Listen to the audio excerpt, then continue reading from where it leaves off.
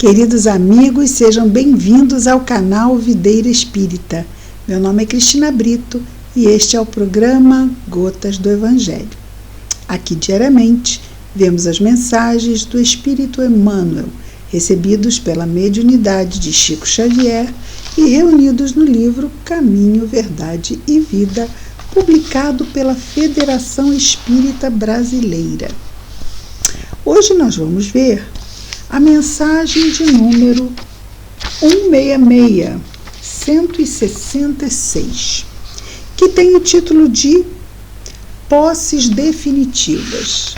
Lembrando que a mensagem 165, a anterior, tinha o título de Bens Externos, falava dos bens temporários, os recursos que Deus nos oferece para a nossa encarnação. Mas a 166 já fala de posses definitivas, ou seja,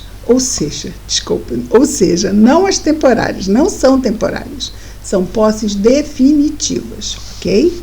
E para então falar sobre isso, Emmanuel destaca palavras de Jesus narradas em João, o Evangelista, lá no Novo Testamento, capítulo 10, versículo 10, diz Jesus: Eu vim para que tenham vida e tenham em abundância. O quê? Vida, né? Eu vim para que tenham vida e que a tenham a vida em abundância. Então, não apenas para que tenhamos vida, mas que a tenhamos em abundância e a entendermos que vida é essa, não é? Vamos ver então o que Emmanuel nos fala. Se a paz da criatura não consiste na abundância do que possui na terra, como vimos na mensagem 165, depende essa paz, não depende do que possui na terra, mas depende da abundância de valores definitivos de que a alma é possuída. Então nós temos os valores, estão em nós, mas nós precisamos fazê-los brilhar. Precisamos fazer com que eles se efetivem através do nosso livre arbítrio.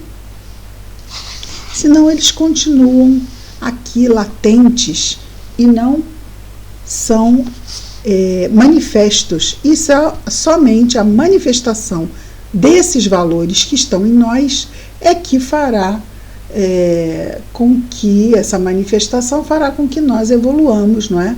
Nos aproximemos de Deus, instauremos o reino de Deus em nós de uma forma plena, não é? Essa plenitude que buscamos. Emmanuel continua dizendo: em razão disso, em razão de que a paz da criatura depende da abundância dos valores definitivos de que a alma é possuída, em razão disso, o Divino Mestre veio até nós para que sejamos portadores de vida transbordante, repleta de luz, amor e eternidade. Para isso ele veio, para que a nossa vida se transmute nessa vida, não é? Tenha uma qualidade diferente. Em favor de nós mesmos, jamais deveríamos esquecer os dons substanciais, ou seja, não deveríamos esquecer quais são, não é? Esses dons substanciais a serem amealhados, não é? Trazidos, conquistados em nosso próprio espírito, reunidos em nosso próprio espírito. No jogo de forças exteriores, jamais encontraremos a iluminação necessária. No jogo de forças exteriores. Então, se continuarmos, ou se quisermos,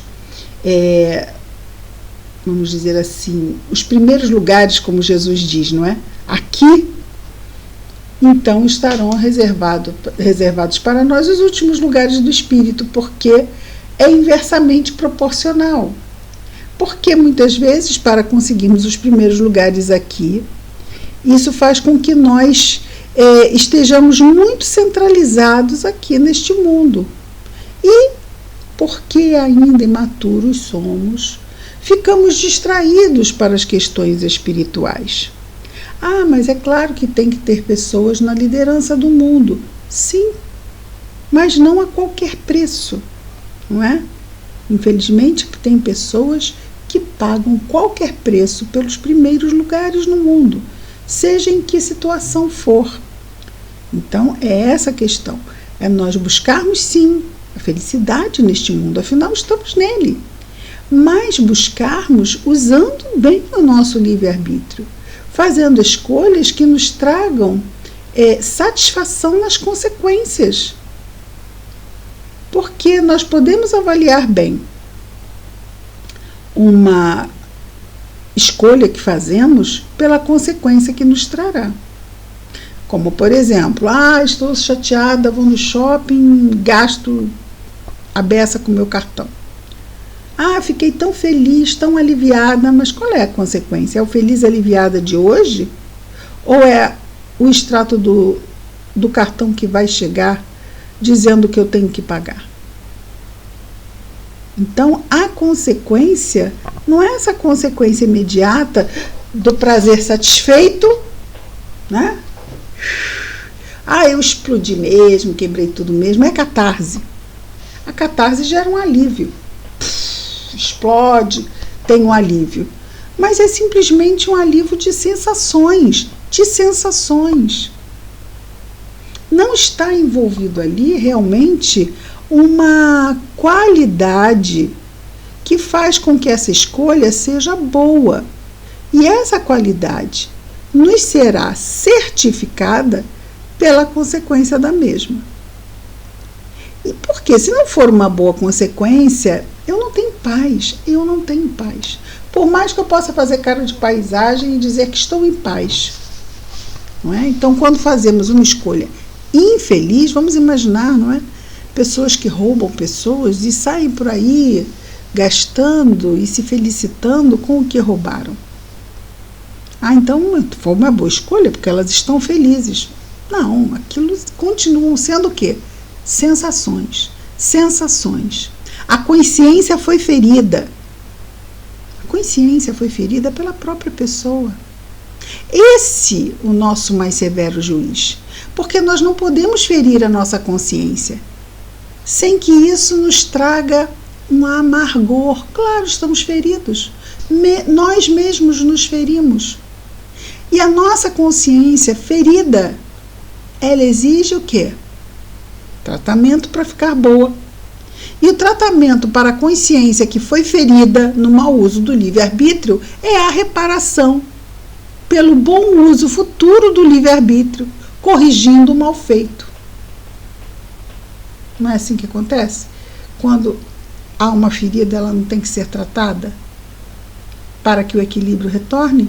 Da mesma forma, quando a consciência é ferida, ela tem que ser tratada. E o tratamento da nossa consciência é a reparação do mal feito com o bom uso do livre-arbítrio na situação que vai vir como consequência natural do mau uso que fizemos da nossa liberdade de escolha. Voltemos aqui ao nosso Emmanuel.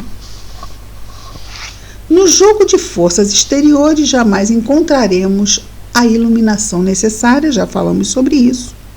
E aí ele fala alguns exemplos bem interessantes que são o seguinte: maravilhosa é a primavera terrena, mas o inverno virá depois dela.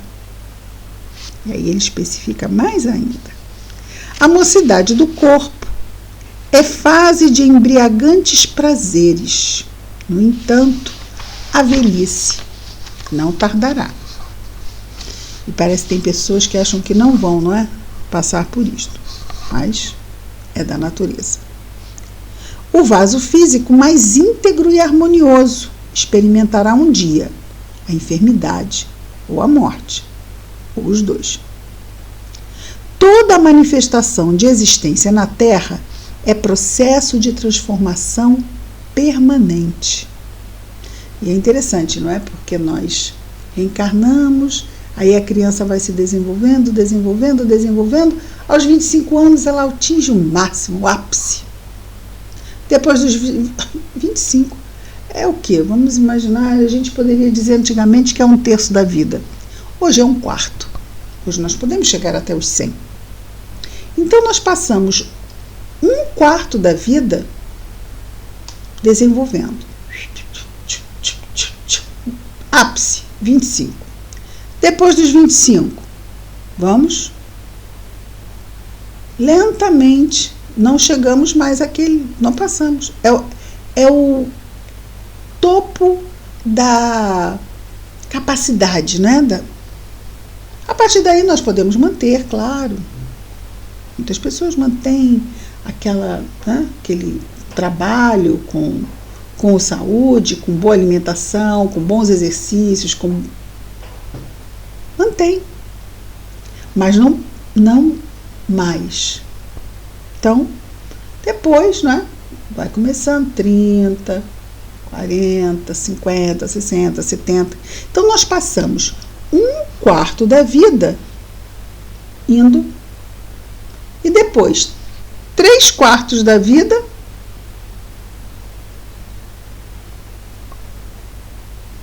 é interessante porque parece que a vida quer nos ensinar para que a gente faça essas comparações. Olha, está vendo? Já não é mais a mesma coisa. Você tem 35, mas não é mais como era com 25. E agora? Será que com 45 vai ser como é com 35? Como se a vida dissesse, para e pensa. Se você com 35 não é a mesma coisa que 25, com 45 vai ser a mesma coisa que 35? Não. Com 55 vai ser a mesma coisa que 45? Com 65 vai ser a mesma coisa que 55? Então, a vida vai nos mostrando, olha, para onde você está indo? Qual é a qualidade da sua vida? Qual a qualidade moral das suas escolhas? Aquilo que vimos na mensagem anterior, 165, não é? Como está sendo a qualidade das nossas escolhas diante dos recursos que recebemos de Deus? Não o que recebemos ou quanto recebemos, mas como é que lidamos com isto. É isso que realmente importa. Inclusive com relação ao nosso corpo físico, não é? É imprescindível construir o castelo interior, de onde possamos erguer sentimentos aos campos mais altos da vida. Então, muitas vezes, e muitas mesmo, quem é que não tem preocupação? E no Brasil isso é muito cultural, da casa própria. É o sonho de todo cidadão, é ter sua casa própria. Ter sua casa própria. E Emmanuel nos fala de construir o castelo interior. Se nós tivéssemos esse mesmo empenho na construção do castelo interior que temos com a conquista da casa própria, que é um desejo digno, que é um desejo muito válido, mas muitas vezes não existe essa contrapartida do desejo de construir também esse castelo interior, que é fundamental. Vim para que tenham vida e a tenham em abundância, para que a nossa vida espiritual possa realmente ser marcada muito positivamente com a vida física, porque é aqui na vida física que vamos fazer as escolhas que vão dar luz à nossa vida espiritual. Ou não, quando não são boas escolhas, não é? Nosso Emmanuel continua: encheu-nos Jesus de sua presença sublime, não para que possuamos facilidades efêmeras, ou seja, passageiras, mas para sermos possuídos pelas riquezas imperecíveis, ou seja, riquezas que não morrem, são as virtudes. Não para que nos cerquemos de favores externos, que são igualmente passageiros, e sim para concentrarmos em nós as aquisições definitivas, que são as virtudes. Sejamos portadores da vida imortal. Não nos visitou Cristo, conclui o nosso querido amigo espiritual. Não nos visitou Cristo como doador de bens. Não nos visitou Cristo como doador de benefícios vulgares. Benefícios vulgares, benefícios comuns, benefícios quaisquer. Veio ligar-nos a lâmpada do coração. Olha que bonita imagem. Veio ligar-nos a lâmpada do coração, a usina do amor de Deus. Então, ele veio fazer uma ligação da lâmpada do nosso coração. Lâmpada, né? Como em casa temos a lâmpada. A usina do amor de Deus. Muito, muito, muito. Muito tudo, né? Convertendo-nos em luzes inextinguíveis, ou seja, que não se apagam, que não se extinguem, não se apagam. Então, ligando a nossa lâmpada, aqui, interna, nosso coração, a usina de Deus, a nossa lâmpada não vai se apagar. Como é que eu ligo a minha lâmpada à usina de Deus?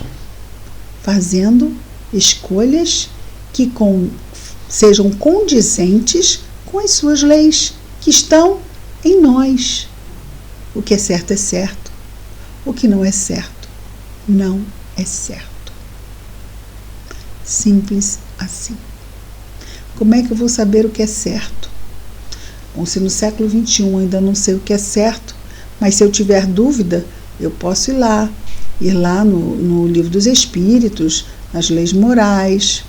Posso também estudar o Evangelho segundo o Espiritismo, que nos dá uma forma, né, nos explica muito didaticamente como utilizarmos a doutrina para entendermos o Evangelho. Então, nós temos tempo, nós estamos encarnados, mas o nosso tempo é precioso, precioso. Então, vamos utilizar o nosso tempo para adquirirmos mais conhecimento, que vai nos dar mais discernimento nas nossas escolhas. Vamos buscar o Evangelho, vamos nos aproximar de Jesus, vamos buscar oração. Isso tudo vai nos ajudar a desacelerar. Precisamos refletir mais antes de escolher, porque muitas vezes é a impulsividade da escolha, que aí já foi, já fiz, que me coloca em risco. Se eu tenho mais tempo, se eu estico o meu pavio, se eu tenho mais tempo, me dou mais tempo. Não, hoje eu não tenho condição de decidir sobre isso, não. Amanhã voltamos a conversar. E eu oro e dou uma noite entre um dia e outro para amadurecer a ideia. Às vezes temos muita pressa em resolver, algo que pode esperar até amanhã e muitas vezes necessita que nós paremos e reflitamos sobre aquele assunto. Muito bem, e para isso veio o Mestre, para nos favorecer essa conquista das posses definitivas, das nossas virtudes que nos acompanham onde quer que estejamos, aqui no mundo espiritual. Essas não ficam no caixão, não é? Vamos agradecer a Jesus, orando ao nosso Mestre amado. Querido Mestre Jesus, obrigado, Senhor, por mais um dia, por mais este dia. pelas bênçãos que chegam até nós sempre, Senhor. Obrigado. Fortalece-nos, ajuda-nos, Jesus, na nossa vigilância. Ajuda-nos, Jesus, a nos lembrarmos da prece. Abençoa, Mestre, o nosso anjo guardião, que está sempre ao nosso lado. Abençoa também, Senhor Jesus, as nossas famílias, os nossos lares, os nossos afetos. Mas abençoa igualmente, Mestre amado, a todos os nossos irmãos de humanidade, em especial aqueles irmãos que neste momento estejam em sofrimento. Abençoa-os, Mestre. Que a tua paz, que as tuas bênçãos de paz possam estar em nós e entre nós, hoje e sempre, Senhor, graças a Deus.